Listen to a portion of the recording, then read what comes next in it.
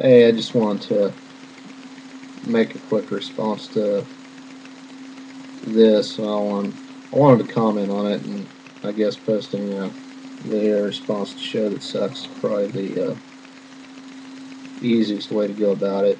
Uh, I've been following this story for a couple of weeks, and I find it interesting. Well, people's reactions to it is what I find interesting. Like, certain, the very pro-Apple crowd, first of all, they want to deny that no, this isn't the next generation iPhone. Apple can never be that stupid, and then to kind of see them proven wrong. I mean, with the actions that Apple has taken, yes, absolutely, this is the next generation iPhone, uh, and no, Apple didn't do this. This was not some Apple engineered publicity stunt. The evidence of that is they've now sent the police, and they're pursuing criminal charges against the Gizmodo editor, apparently, because they sent the police down, seized his computers and everything else. Now, has something criminal occurred? I don't know. I'm the lawyer. If it's not criminal, it's probably shady. I'll say that. But at the same time, it is kind of, this opens up, I think, another discussion on, in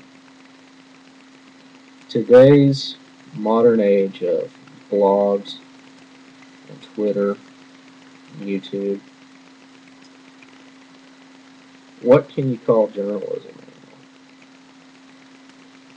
Because, it used to be the rules were simple. If you're a reporter, you worked for a newspaper or television or radio, you had a press card, you're investigating a story, you had a constitutional right to protect sources, usually. I mean, freedom of the press, right? Covered under the First Amendment to the United States Constitution. So, a lot of interesting questions going on here. Is Mr. Chen a journalist? Is he covered by the First Amendment? And if we answer yes to that question, then can the police, and please, you can't tell me that Apple wasn't behind this raid. I mean, Silicon Valley, one of the biggest players down there, they've got the muscle to, call up the local DA. They've got, and say, hey, we want action on this, and we want action on it now. We've been violated. We're the victim. If you want a really nice campaign donation next year, or next time you're up for re-election, Mr. DA, suggest you get on this. They've got the muscle to do that. You can't tell me that they didn't go down there at without Apple's behest. Which is another thing. I have said before, I have argued before that normally corporations do things in the corporations and the stockholders' best financial interest. Normally.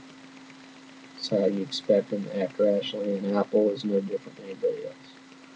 The difference is for some reason Apple often gets a free pass on it because they're Apple. I mean, if the shoe were on a different foot, if this were, I don't know, if say the next version of the Xbox, probably a bad example because I doubt anyone's going to leave an Xbox on a bar stool. But for sake of argument, no matter how it gets out into the wild, let's say the next version of the Xbox gets out into the wild. and then Gizmodo or Wired or whatever tech blog you can think of gets a hold of the damn thing. However they get a hold of it, and they tear it down, they post it on the web.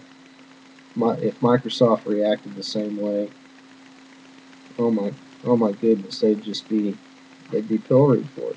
Why? Because they're Microsoft. Apple can get by with it. I don't really get it. Of course, that's kind of what I think. If I'm wrong, I'm wrong, but that's the way I see it. Peace out, everybody.